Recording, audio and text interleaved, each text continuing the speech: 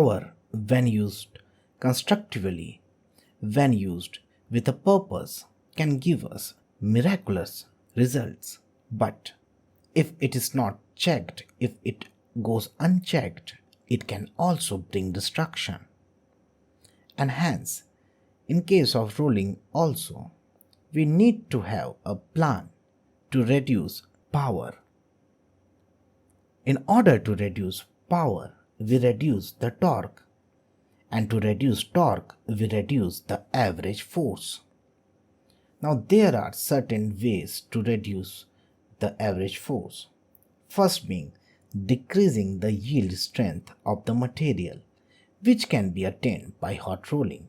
Secondly, we can also reduce the roller radius. That means we are decreasing the contact area. Now when the roller radius is reduced, its load bearing capacity decreases, and hence there comes a higher chances that the roller will just get bent due to the high velocity, due to the intensity of the work material, and hence some external support must be provided. It must be given to the roller. This external support is given in form of bigger rollers, which we call as backup rollers. No external power supply is given to the backup rollers. They are just rolled along with the actual rollers, supporting the actual rollers and taking the impact of the work. We can also reduce the rolling force by reducing the value of coefficient of friction, and also by using front and back tension, because since del H reduces, lesser forces are needed to be applied. Now, we all know the Newton's third law of motion. Every action has equal and opposite reaction, and it goes for everything that exists in the universe. And here, in case of rolling as well, Newton's third law is making certain complications.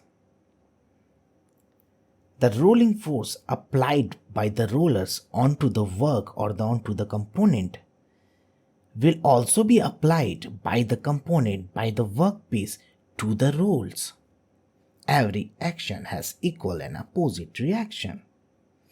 This force will try to displace the rollers, and hence this force is called roll separating force, and it is equivalent in magnitude as the average force that is applied by the rollers on the workpiece. This roll separating force acts as a uniformly distributed load, as a UDL, on the rollers, and the rollers are provided with fixed supports,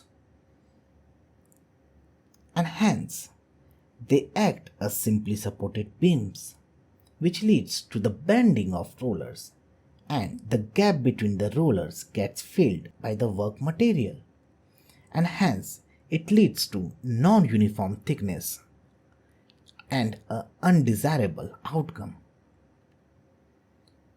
So to get a desirable outcome or a shape which is acceptable, we have to make rolls convex shaped, and this process of making rolls in a convex shape is called cambering of rolls.